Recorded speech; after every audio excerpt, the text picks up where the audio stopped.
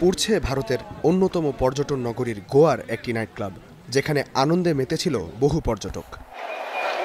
ভারতের পশ্চিমের রাজ্য গোয়ার বাগা সমুদ্র সৈকতের কাছে আরপোরার অন্যতম জনপ্রিয় club Birch by Romeo Lane ক্লাবটিতে অগ্নিকাণ্ডের ঘটনা ঘটে। অগ্নিকাণ্ডের সময় প্রায় ক্লাবটিতে 100 অতিথি উপস্থিত ছিলেন। নিহতদের মধ্যে 4 জন পর্যটক আর 14 জনই ক্লাবের কর্মচারী। দগ্ধ হয়েছেন অর্ধশত। জানা গেছে ক্লাবটির প্রবেশপথ ও বের হওয়ার পথ ছিল খুবই সরু।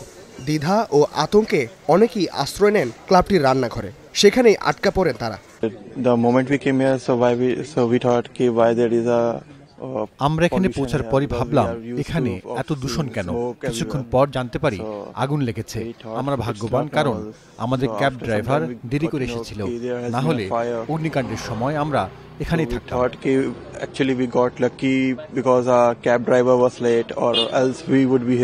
স্থানীয় সংবাদ মাধ্যম বলছে, ক্লাবটির ছিল না দমকলের ছাড়পত্র। গোয়া রাজ্যের মুখ্যমন্ত্রী বলেছেন, এ ঘটনার গভীর তদন্ত করা হবে।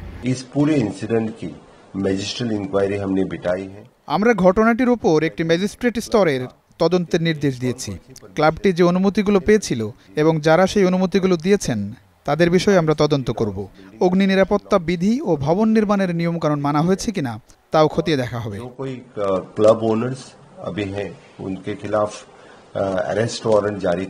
নাইট ক্লাবের ভয়াবহ অগ্নিকাণ্ডে প্রাণহানির ঘটনায় ক্লাবটির সিইও ও 3 কর্মীকে গ্রেপ্তার করেছে পুলিশ। তদন্তের জন্য কমিটি গঠন করেছে রাজ্য সরকার। এ ঘটনায় শোক জানিয়েছেন প্রধানমন্ত্রী নরেন্দ্র মোদী। নিহতের পরিবারকে 2 লাখ আর আহতদের 50,000 রুপি ক্ষতিপূরণের ঘোষণা দেওয়া হয়েছে। ইস্তেহাদুল মাহমুদ, স্টার নিউজ।